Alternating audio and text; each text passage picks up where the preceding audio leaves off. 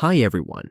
In today's tutorial, we will show you how to add transitions in Canva to make your slides or videos flow smoothly from one scene to the next. Transitions help create a more polished and engaging viewing experience.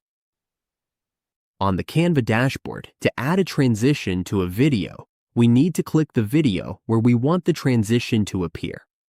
Once we have done that, we click the split option at the top of the toolbar. After clicking that, a small circle will appear at the split point, and then we click it to add a transition.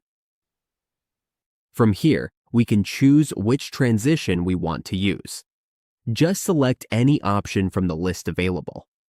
Once we have made our choice, we set the duration. For example, let's set it to 2 seconds. When we play the video, the transition will be applied. And that's how we add transitions in Canva in just a few simple steps.